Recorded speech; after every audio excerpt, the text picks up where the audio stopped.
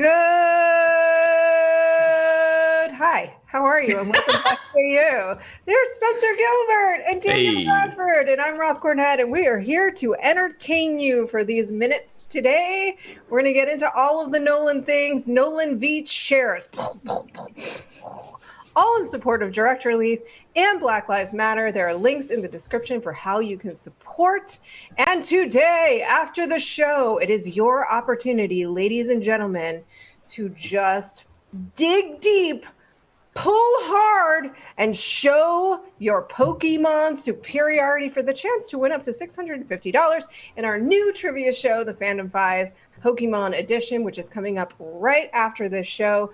Starr is hurrying to prepare himself to host this wonderful program. It's gonna be fun to watch. It's gonna be fun to play. There's a link in the description where you can sign up to participate and potentially win some dollars. You basically answer 5 questions right, and we give you money.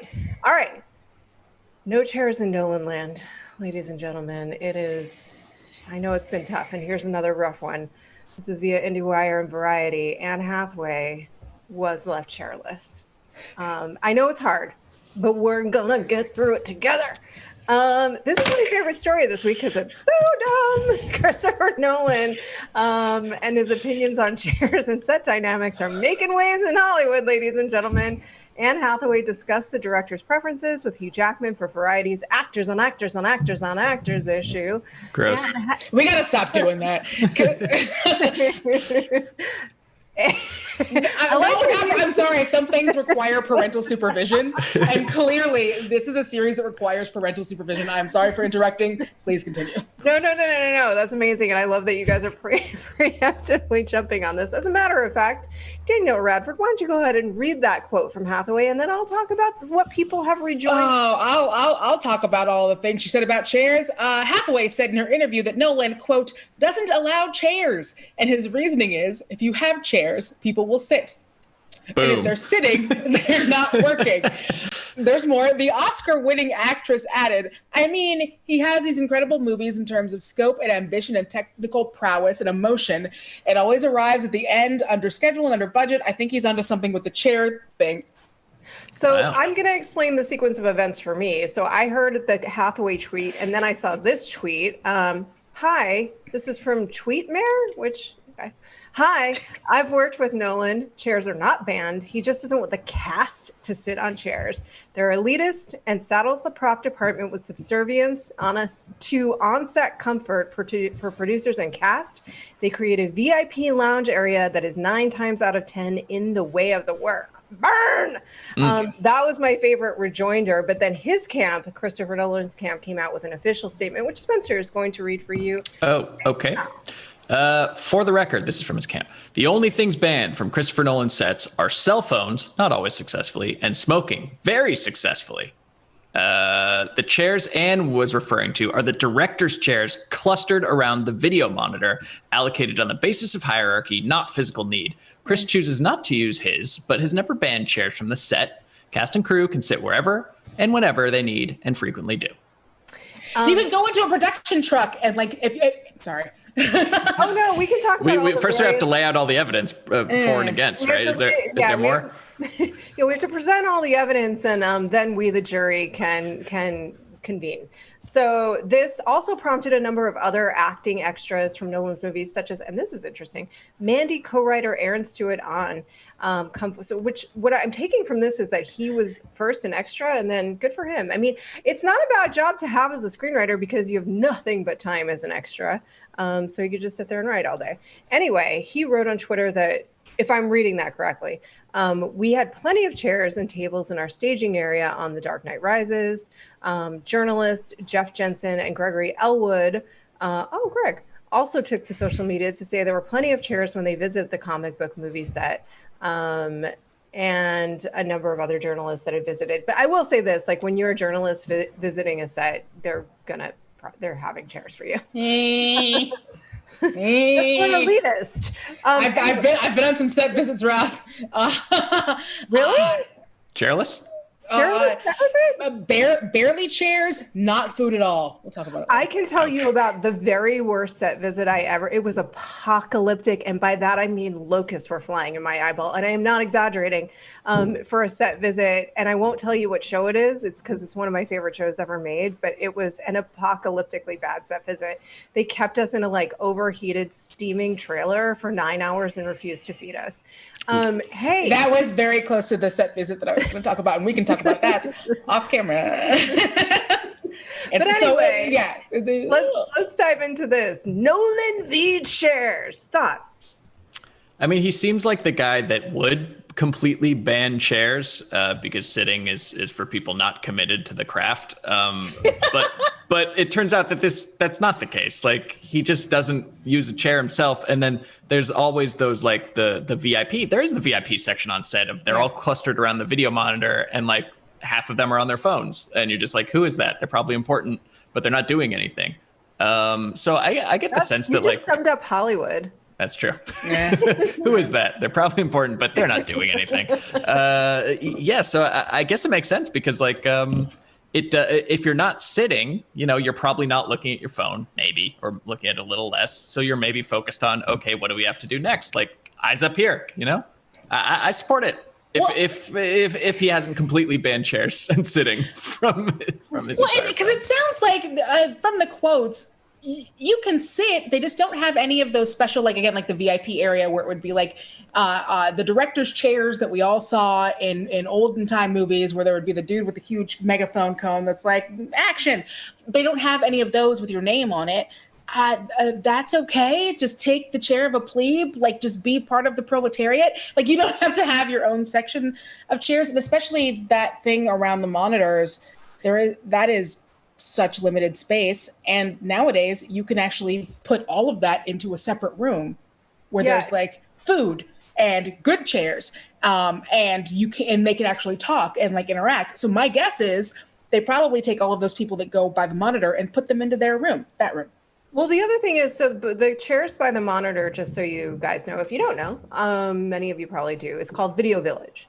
And it's usually a space just to the side of the set, really for the director, so that the director can be looking at the monitor and what they're shooting, so that he can then give follow-up direction as they shoot the film. And that he's close to the set, and he's close to the actors, and he's close to the crew if he needs to talk to or she. Geez, God. Wow. I'm going to need more of that in therapy. Oh my God, that's what happens when so that the man on set can tell everyone what to do.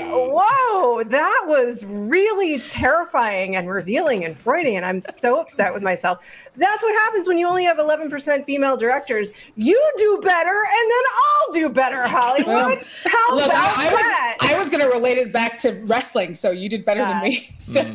I didn't start the fire. I am the fire. But anyway, the point is, it's so that she, the director, can go and speak to the actors if she needs to, and she can then return quickly to look at the monitor and see what actually they're capturing. But a lot of times, people that are high up but not doing much, to Spencer's point, are clustered there, and they are kind of in the way for people that really need to talk to the director and keep the work going. So this tracks a ton to me, right? And there's a million other places that actors and other people can hang out, right, Danielle? It's called Everywhere Else because I'm an actor. You can literally go anywhere you want to, and they won't tell you to not do it because you're talent. And they treat talent on set. This is going to sound so douchey. I have been both talent, an extra. I have been nothing. The way that talent is treated, as someone who has done a bunch of different levels of it, is still, I really hate it. And when I'm talent, I'm like, I can't do it because it definitely feels like very weird, like caste system. And like people will literally, if you are talent, even you have legs that move, if you're sitting down, they will bring you strawberries and basically put them in your mouth. Yeah. Because they don't want to what are you talking about? Because they don't want to mess up a lot of it, which I get. They don't, but someone is going to come and fix your lipstick anyway. They will. You are basically getting like fanned with pom froms and fed grapes in your mouth. It is so weird. It is a weird experience. I agree with you. And if you grew up with that, then that's what you expect. And you're like, I don't even get a chair with my name on it. And it's like, they're still going to feed you grapes. Calm down.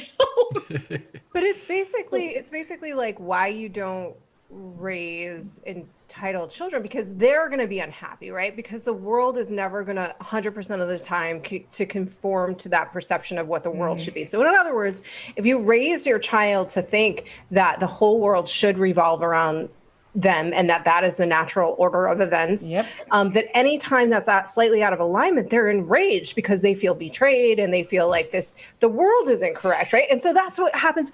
I agree with you. I've been like back the word for that is privilege. Right, it's privilege. And so like back in the day, many moons ago, I remember I acted for a little while. And so on a couple of these occasions, I remember being like, I'm going to go use the restroom. And they would be like, okay, well, I'm going to come with you.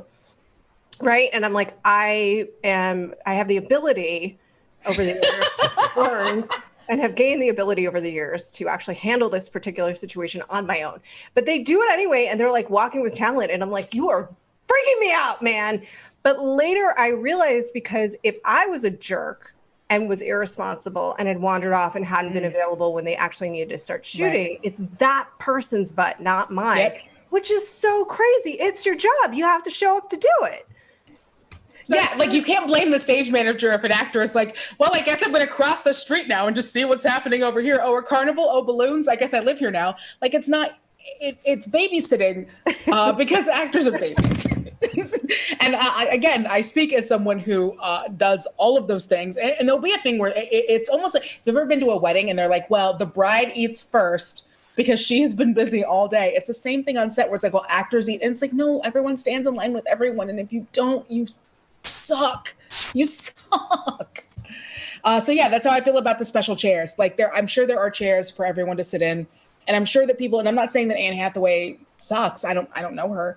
But if you're very used to being treated one kind of way on set, it's different when it's suddenly like, oh, I just have to grab any chair. I don't get a chair with my name on it. Yeah, man, sometimes you don't get a chair with your name on it. Like, that's okay.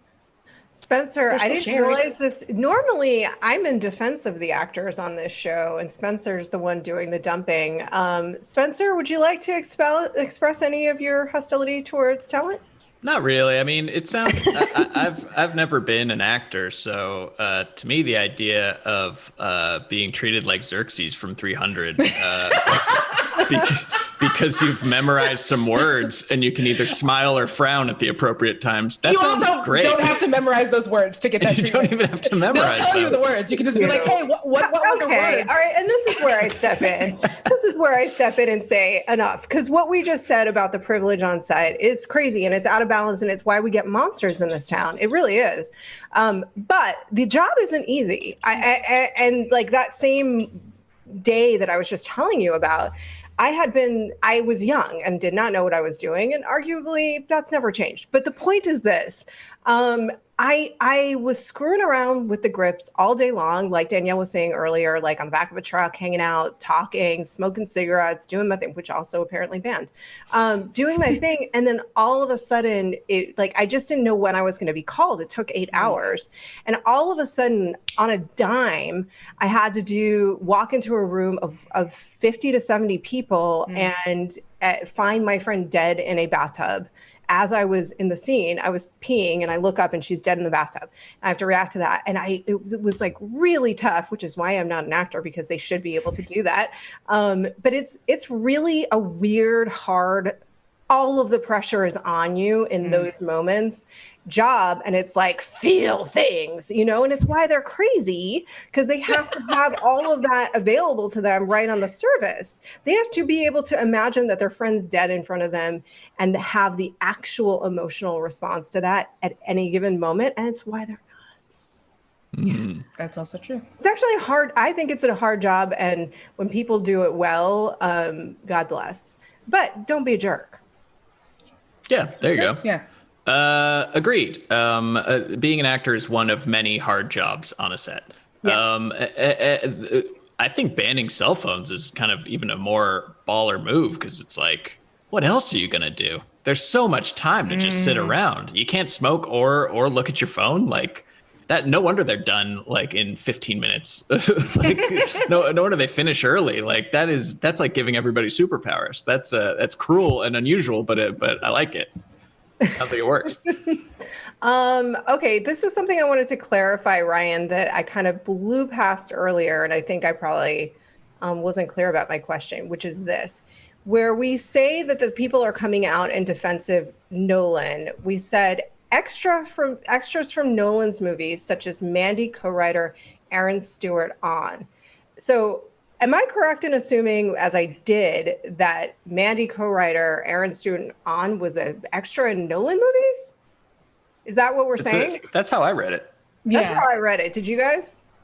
No, I'm just bad at making a script. I'm sorry. Wait. Oh, okay. Yeah. Wait. Let me reread that. Is that not right? Is he not was he not an extra? I have no clue. Sorry. I assume that an extra said that and not randomly the screenwriter of Mandy. I thought it was going to be amazing if the screenwriter of Mandy had been an extra on The Dark Knight Rises, because it just shows you how fluid and weird this town is. You know, like things turn on a dime. It's why everybody has these wild ideas about what their life can be, because we see it happen, you know? Plus, as an extra, you got nothing but time to write. And I applaud it. But you can't bring your phone out, so you got to like smuggle in a typewriter or something. Yeah, right. You can't have a phone, but you can have a very loud typewriter.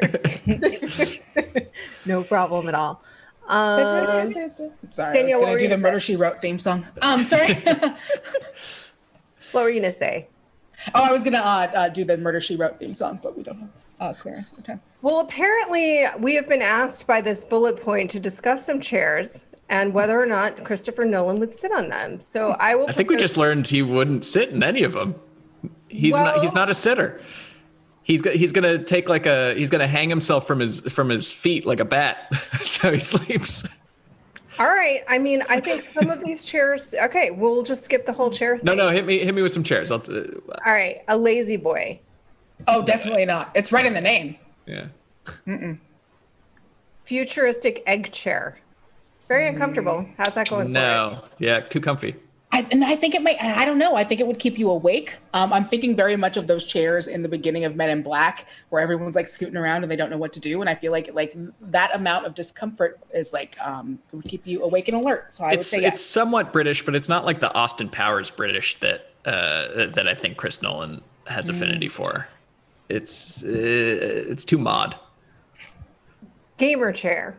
Definitely not. No way. No. No, those are made for 8 hours of gaming and comfort. Patio chair. Hang on. No cushions. Yeah, you could find him on a patio. Probably sipping an iced tea, I imagine. No sugar. Mm-hmm. This one's a no. Beanbag.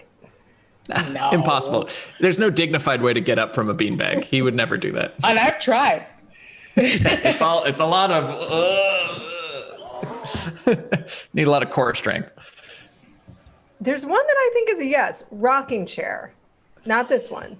I think in his quiet hours when he's contemplating. Yeah. Rocking. See, the only thing I can imagine him in is like a high-backed, tufted armchair, like an antique, something that you can read your many leather-bound books in. See, I only imagine him in the kind of chair that a supervillain would use, where you can like swiftly turn around. Yeah. Ryan, we're going to go to one more chair, and then we're going to propose other things that we could do to make sets better. But want to hear from you guys. Chair chat. Please, chair chat. We want to hear your thoughts on these chairs. It's very, very important business that we're getting into today, as you know. The judge's chair from NBC's The Voice. Oh, yeah. Yeah, man. Yeah. I could see him dramatically spinning around. Yeah. That's He's a good getting chair. in that chair. In fact, that's the chair. So the chair faces Video Village, and then when he needs to go and turn and make an address, he just spins around, and he addresses his actors directly. I wonder if he says much to his actors. What are other ways we could just make sets in Hollywood better? Start on time? Start on time. That would be amazing. Everyone gets fruit, and no one has to have it put in their mouth like a toddler. That would be a good Everybody one. has to feed each other like a toddler. Reverse. Let's give everyone that baby treatment. birding each other. Yeah. Yeah, during COVID, everyone just chews it up and just spits it right in your mouth. Or maybe it's a rotating little tiara, and it's like today's princesses, and it's just like goes around the whole set, and everybody gets to be a princess for a day. And then you sacrifice them at the end of the day. Well, clearly. Throw them right in the volcano. Yeah. There's a volcano on set, and you pick them up and you throw them inside of it, and then they don't have a job anymore. Yeah, they're stuffed they're with also sweet dead. meats and herbs and spices, and then they're thrown in the And then we volcano, and then the just- rest of the cast gets to eat them. And then so on from there. I think that's really good. Some directors, there's one director in particular who I know apparently does 8-hour days, which is unheard of on a set. But my caveat to that is like, does everyone do 8-hour days, or do you do Right. 8 hours? And for folks that don't know, I assume most people know, 12 hours is like the bare minimum of what you do on set. It can go anywhere from 12 hours to 18.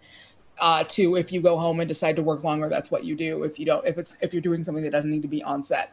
So yeah, an 8-hour workday on set is like not common. Yeah.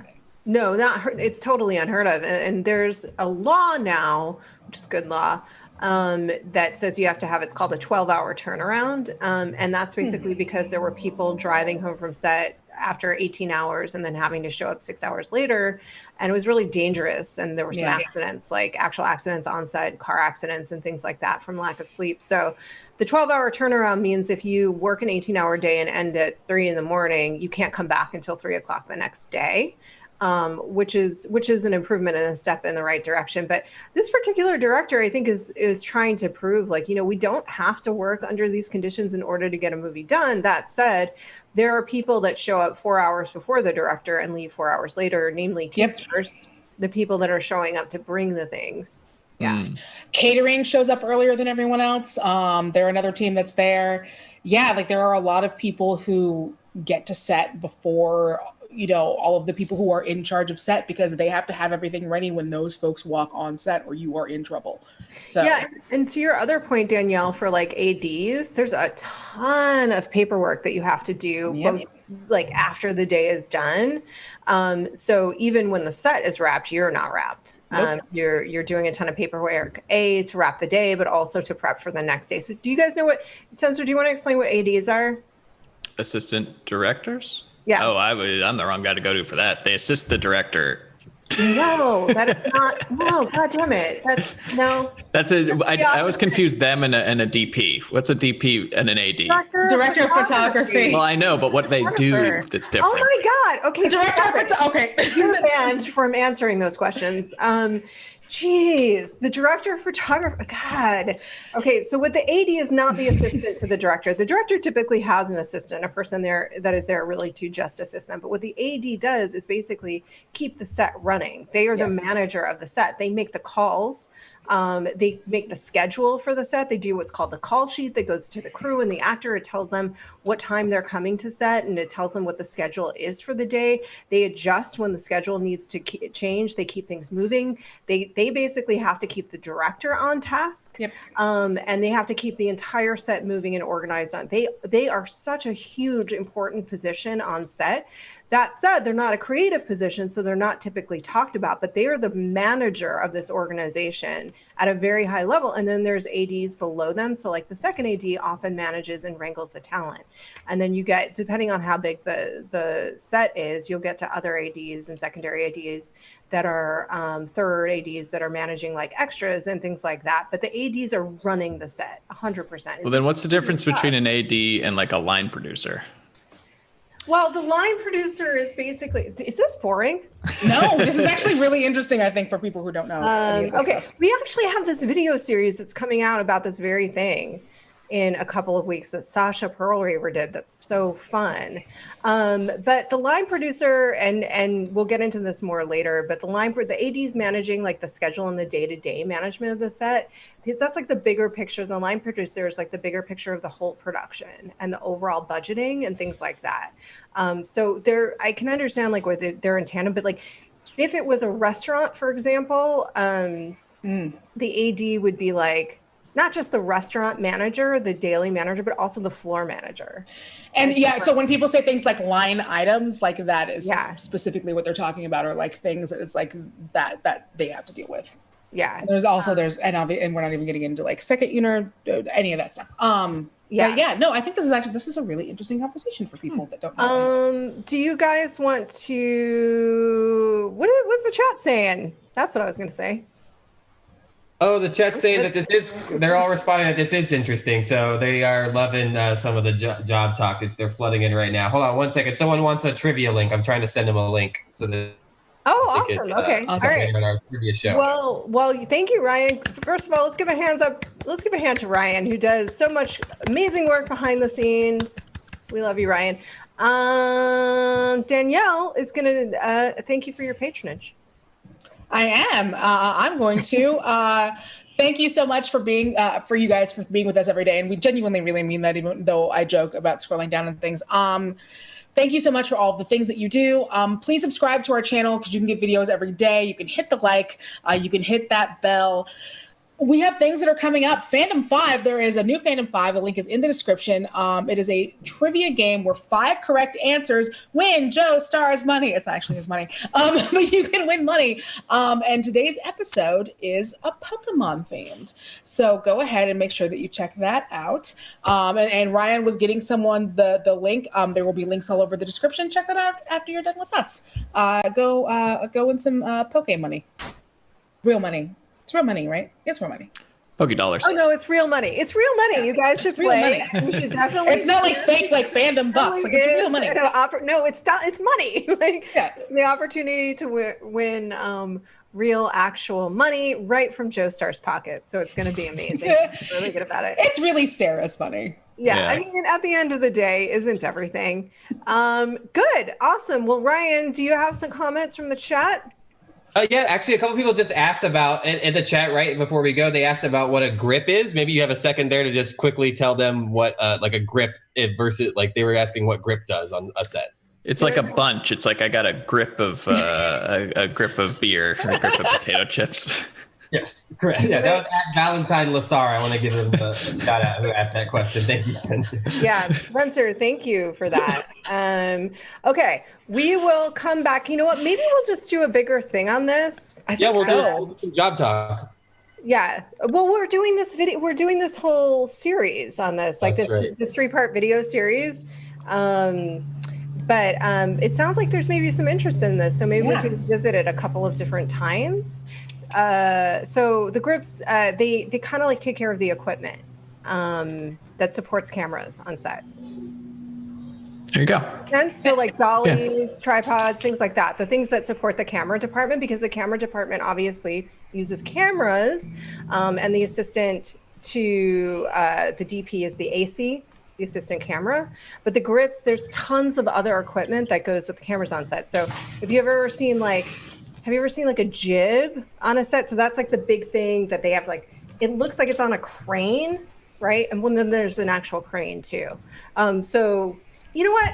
I think we should come back. I think we should. I think people I think this is really interesting for people who don't work on set. Like, I think that people who are super into movies want to hear you tell them what a jib is, and I'm like, I think that that's really cool and interesting. And I want to tell people what a jib is. Well, I want to explain what them weird shots that Spike Lee does, where it looks like everybody's floating, and how that works. That sounds dope. That's like the body harness. So that's actually attached to their body. And Darren Aronofsky used to use that same. So Darren Aronofsky's DP, who's one of my favorite cinematographers, whose name is not Emmanuel Lubezki. His name is, oh my God.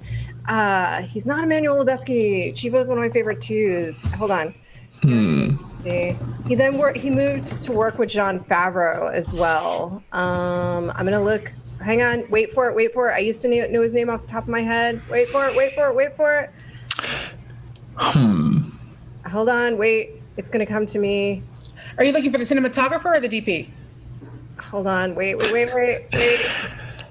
Emmanuel, Queen of the Galaxy. Emmanuel is the cinematographer for Birdman. God damn it. This is going to drive me crazy. You guys talk.